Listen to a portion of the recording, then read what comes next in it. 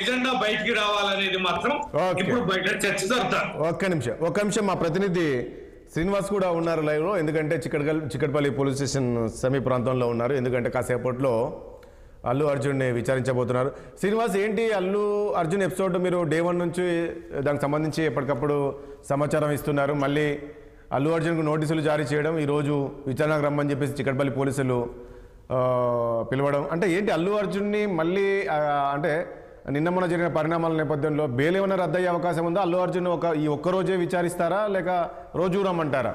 ఎందుకు అసలు అల్లు అర్జున్ ఎందుకు పిలవడానికి కారణం ఏంటి, ప్రధాన కారణం?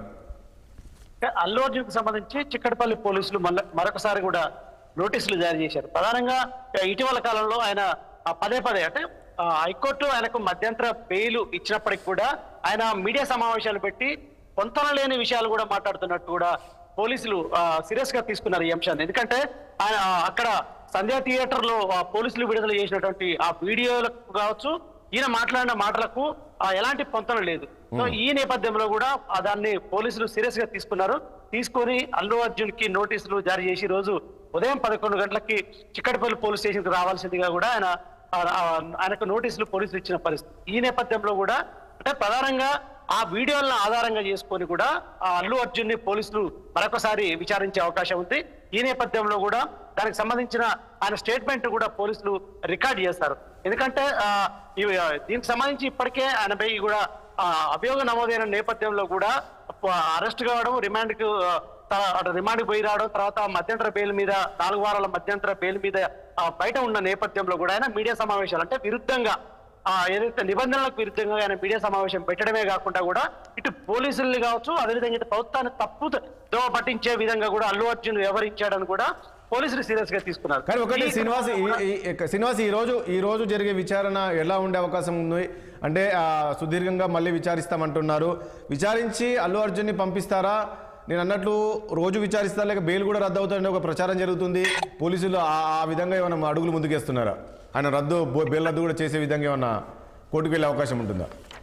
ఇప్పటికీ హైకోర్టు ఆయనకు మధ్యంతర బెయిల్ ఇచ్చింది కానీ ఆయన విచారించుకోవచ్చు అనేది కూడా హైకోర్టు స్పష్టం చేసిన నేపథ్యంలోనే పోలీసులు హైకోర్టు ఆదేశాలతోటి కూడా అల్లు అర్జున్ ని చిక్కడపల్లి పోలీస్ స్టేషన్ లో ఈ రోజు విచారిస్తున్నారు. అయితే ప్రధానంగా అల్లు అర్జున్ కు సంబంధించిన అంశంలో కూడా ఆయన స్టేట్మెంట్ రికార్డ్ చేస్తారు. ఎందుకంటే ఆయన మాట్లాడిన అంశాలకు సంబంధించిన స్టేట్మెంట్ రికార్డ్ చేయడంతో పాటు దానికి సంబంధించి పూర్తిగా డేటా కూడా సేకరిస్తారు.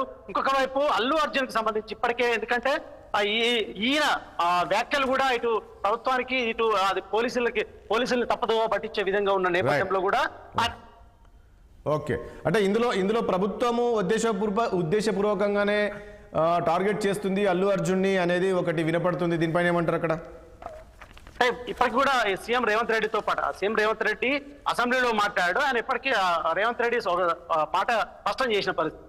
ఎంఐఎం కు సంబంధించిన ఎమ్మెల్యే అక్బరుద్దీన్ అడిగిన ప్రశ్నకి తాను సమాధానం చెప్పాను కానీ అల్లు అర్జున్ పై కూడా ఎలాంటి దేశం లేదు, అదేవిధంగా సినిమా ఇండస్ట్రీ పై కూడా ఎలాంటి దేశం లేదు. ఎందుకంటే ఇప్పటికే సినిమా ఇండస్ట్రీని బలోపేతం చేయాలని కూడా ఇక్కడ అంటే దానికి అవగాహన ఉన్న దిల్ రాజుని ఫిల్మ్ డెవలప్మెంట్ కార్పొరేషన్ చైర్మన్ గా చేయడంతో పాటు అక్కడ ఉన్న సమస్యలను తెలుసుకొని అభివృద్ధి చేయడం కోసమే కూడా తమ ప్రభుత్వం పాటుపడుతుంది. కాబట్టి ఖచ్చితంగా ఇండస్ట్రీపై తమకు మంచి సదుద్దేశం ఉంది, ఆ సినిమా వాళ్ళపై కూడా మంచి అభిప్రాయం ఉంది. కానీ ఈ అంశానికి సంబంధించి మాకు వ్యక్తిగత దేశాలు లేవంటూ కూడా సీఎం రేవంత్ రెడ్డి చెప్పడం, అదేవిధంగా ఏదైతే ఎంపీలు ఎమ్మెల్యేలు మంత్రులుగా స్పష్టం చేసిన పరిస్థితి.